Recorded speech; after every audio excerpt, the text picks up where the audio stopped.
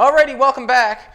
What we're going to do today is we're going to do a little bit of butt welding, and I'm going to get Jolene to do it just to show what the difference is with a gap and without a gap. And what I mean by that is we have two pieces of 18 gauge here, and Jolene's going to weld 4 spot welds. Just do 4 spot welds right there in a row. The metal is tight together with no gap, so we're going to do a spot weld right there because it's fitting flush there. That's why I'm saying right there. I'm just saying that because this is overlapped, underlap there a little bit. I guess it doesn't matter, but it's tight together.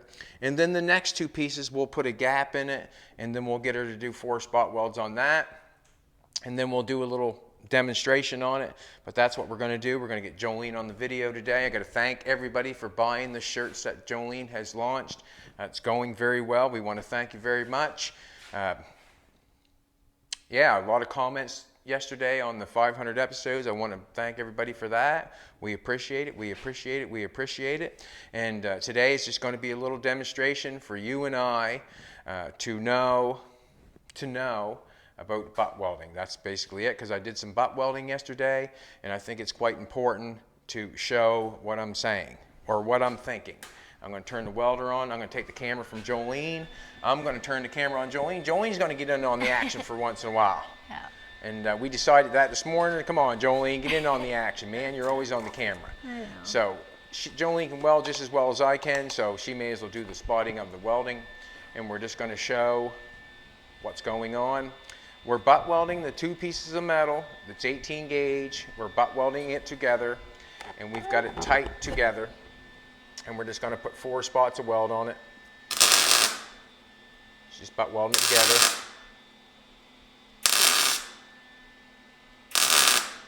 Alrighty. Now, she got 4 spots of weld there. Generally, we'd put air on that, and we blow it off. Let's do 4 more, will you? Okay. Just go down a little further and do 4 more. We'll just go down and do 4 more Right somewhere. there? Yeah, you can go down a little bit. Yeah, just go down a little further and do 4 more.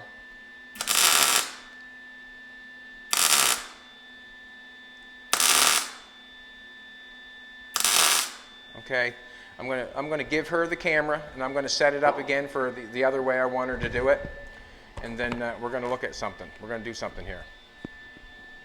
So we've got some welds. We got 4 spot welds on there. She got the metal spot welded together, and we would generally use air. We generally would use air. What I'm gonna do now is I'm gonna get her a couple pieces of metal, and I'm going to put a gap in it. And then we'll get her to do the exact same thing.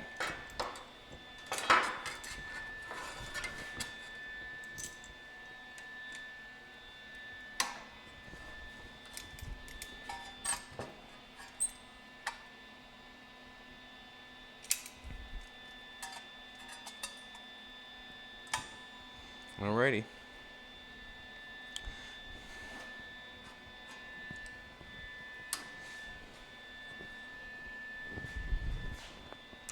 Close that up a little bit. Yeah, you got a gap. She got a gap. We got a gap going on there. Probably enough for a zip cut. She's going to spot weld that together using the same process. We'll do 4 spot welds, and then we'll move along. We'll do the exact same thing for the other piece. Okay, sweetheart? Yep. All right. All right. Jolene looks amazing this morning. Thanks, honey. Like always.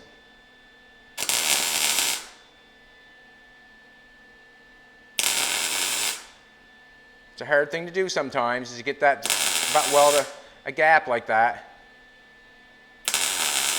But what you do is, when you put a spot down, Do you want me to do 4 more? yeah, do 4 more just like the other piece. When you put a spot down, start your wire right on the spot of weld that you just left off with, and generally you'll do okay. And we always spot in 4s. And then we go to air. So basically she did the exact same thing we would do if we were welding up a panel. We'd do it in 4s. We'd have air though to cool it down. We're not there. We're doing a little demonstration, I guess. That's basically what we're doing. And it's for you and I. We are doing a demonstration with the MIG welder. I'm not talking about any other kind of welder, and the reason because this is what we're using. I'm thinking that what we're talking about applies to other welders, but I am not going to jump out and say this is what happens with all welders, because I'm not going there. We are using a MIG welder right at the present moment. We are using a Lincoln MIG welder like we always do.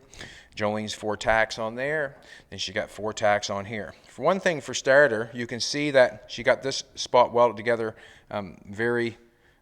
it's nicely. But what I'm saying is it's puddled up on top. This here is kind of laid down a little bit more because she had to fill that gap, you know. And we look on the back side.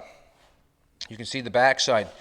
You can see, you know, it's got pretty good penetration for doing what she did, but you must realize there's nowheres for that metal to go if that metal's tight together. Now we take this one off. Now we look at this one. It almost looks like on the back side what it looks like on the front side. So basically this is what I'm going to do. This is what I'm going to do. I'm going to take each piece. We're going to lay them down like that. We got a little warpied up a little bit. That's okay. We wasn't trying to not have anything warped. We were trying to weld it up. So basically this is what I'm going to do. I'm going to take the welder and I'm going to grind the weld so you can't see it. I'm going to grind it all off just so we know the difference or what happens. You know, you can butt weld your car up and grind it all off and do a great job. Yes, you can. But what I'm saying is you want to be careful. You got to be careful of what's going on. We're going to show you here in a second. I'm going to grind all the weld off on the top. And the reason being is because that's what we all like to do.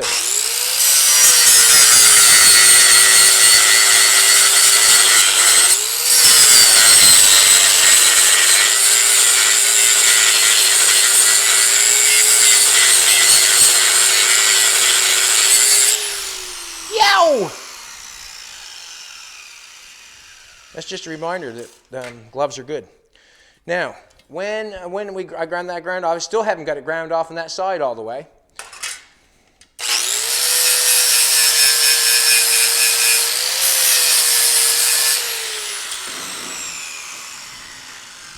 I'm going to bend that piece of metal.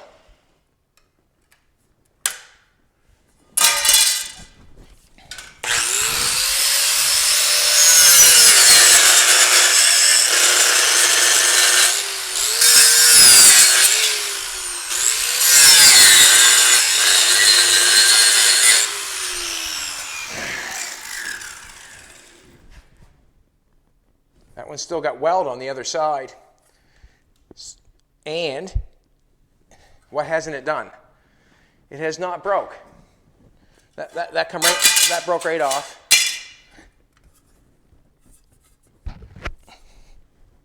That's still there. I bent it back the other way.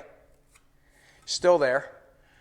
So basically, what I'm trying to say is, as I touched my finger, what I'm trying to say is, you really got to be careful if your metal's like that, right, hard up. If your metal's hard up or overlaid a little tiny bit, you know, if it's overlaid a little tiny bit or touching tight together, you start welding it together and then grinding it all off. You seen what happened? It just broke off. You haven't got much. Like, you really have not got much. If you're butt welding and you want to grind it all off and still have something, you should always put a gap in between it, always. And the reason being is the penetration that you get. In order to weld that, you really have to fill that gap for that to be welded. On this piece, she didn't have to fill the gap, so the penetration was not there, was not needed to weld that up. So basically, we ground it all off, we bent it, and it broke off. That's basically what I'm trying to show. You really have to be careful on that. If you're going to grind all the weld off, try to zip cut it and put a gap in there for some weld to be there so you have something.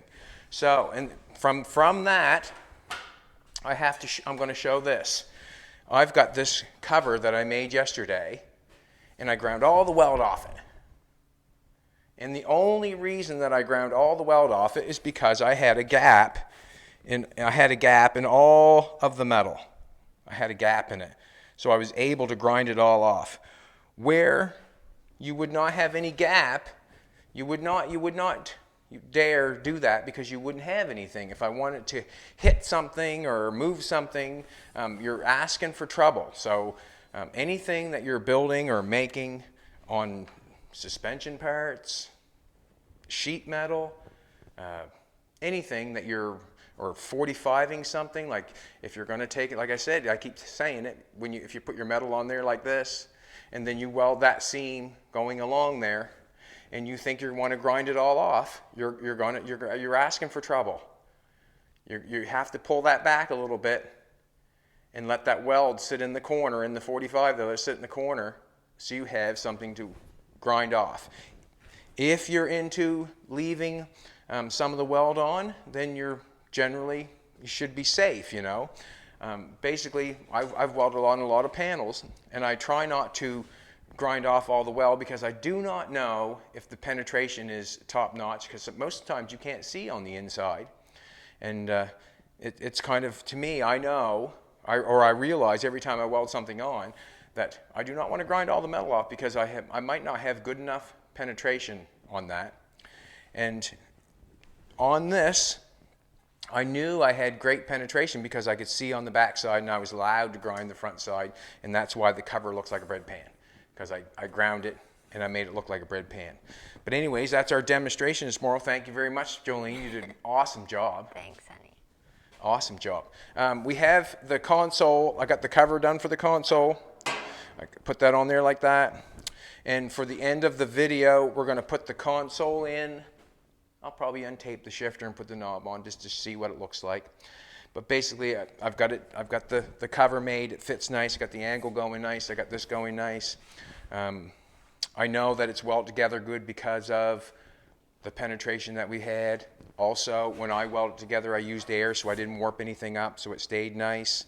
I'm going to tack the cover on with a welder. I'm going to put the console in, untape the shifter, put the knob on, sit in the chair of the car, and see what it looks like. So, when you're doing your sheet metal work, be careful of trying to make it look like something without having the penetration. Be careful. Just heads up. You have to think of that sort of stuff when you're doing that, because if you don't, you can get yourself in trouble. And it matters with anything. It matters with it all. Thank you, sweetheart.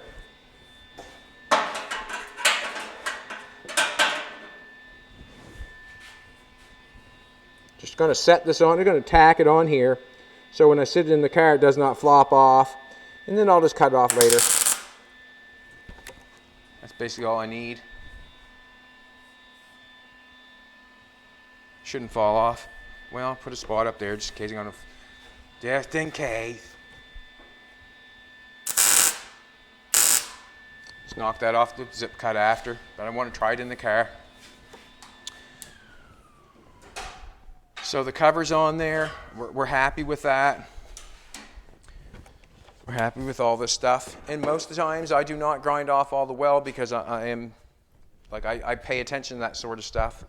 And you'll notice when you buy, I guess when I really noticed it when I was buying pieces for cars, you would see how they weld it together, and you realize after a while, and you must realize when you're grinding off all your weld what's going on. You know, you really have to take full awareness of what you're doing. Alrighty, we're going to try this bad boy in there. So I have not tried it in yet. I got the cut for the tunnel. I've got the shifter in there. I think I'm going to have to move the shifter back before I put that in there. It's always nice when you get something welded up and you're getting close. So basically that's the end of it, I guess. I still have to hinge the door for this. I have to make mounts for the console itself, but everything's going good. hardest part's getting it in and out, and we'll do as best job we can without destroying something or hitting something or whatever.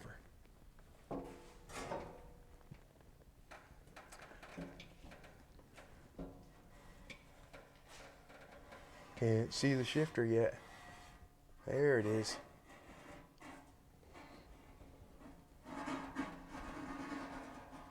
All right. Looking good. Awesome. Awesome. Push your head. Awesome. Feels good. Feels good. Not as good as you though, Jolene. Alrighty.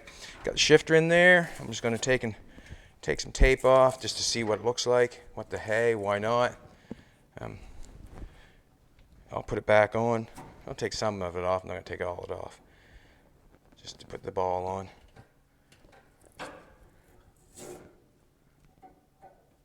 Just so you can get the idea. Visuals are nice.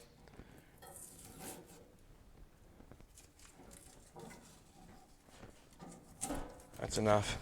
You can see the chrome. Chrome's enough.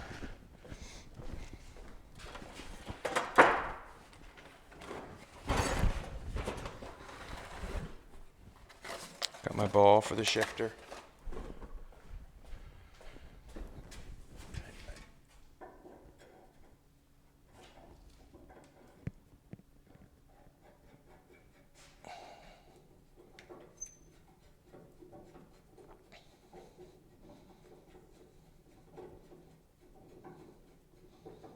Basically now it's time for me to get in and play. See if I enjoy it. So you can see when I've got the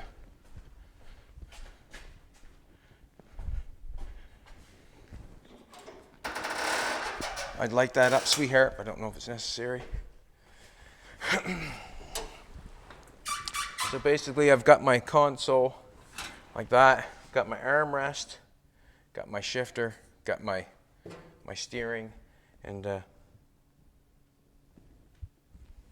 I'm happy. Very happy. Very happy. That's going to be fun. It's going to be fun. And I cannot wait to get it painted like the dash. White, I said it before, white. Calypso coral. Black with chrome in it. Piece of badchad flexible chrome running down along here. Badchad flexible chrome running around the glove box. And badchad flexible chrome running through here up to the front for the shifter. Basically that's what's going on. And we'll have it from there. Yeah, so that's where it's at. I got it all welded up yesterday. I even put the round rod on the inside. I didn't show that, did I? Yeah, I did. There was round rod. I put round rod inside the glove box door, and I put round rod on the inside of the going in. I did that yesterday, but I welded it all up. And the only reason I got to ground it off the way I ground it off is because I laid it on the round bar, so I could do it that way. And that just like butt welding, be careful. Be careful. You can get it to penetrate. Yes, you can when it's tight together. But you really are zonking the heat to it and warping things up if you're doing that. And it's kind of like you're defeating the purpose. You're either destroying your panel or you're not getting enough penetration. So if you're going to butt weld something, try to get that gap there so you know that you have something to hold on. That one busted quite easy. That one bent back and forth twice. So we know which is the best.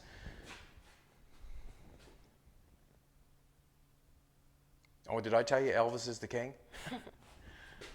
and Jolene's my queen? All right, let's give away a hat or a shirt. Let's do that. Let's give away a hat or a shirt. And want to thank everybody for watching. And just take that in note when it comes to butt welding. Just take that in note. Where to put the weld when you're doing something. I say where, but set it up right so you know that when you weld it, you're going to be okay, and you'll be okay. And you have to be aware of that stuff when you're building things.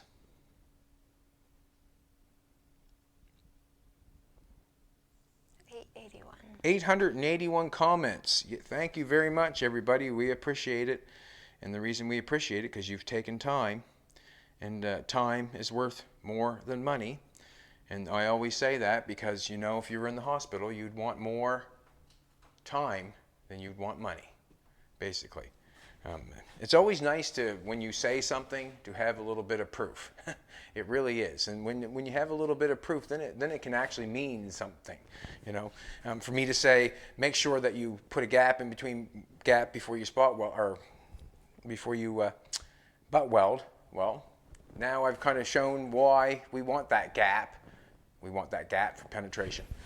Michael Carson, you have won a shirt or a hat or the new shirt of your choice, and because you've taken your time to write a comment. I watch a lot and subscribed to a lot of your YouTube channel, from Street Outlaws to SRC Garage, but I think Chad is my favorite channel. Well, thank you very much. We appreciate it because we know them other guys are good because you subscribed. You've won a hat or shirt of your choice.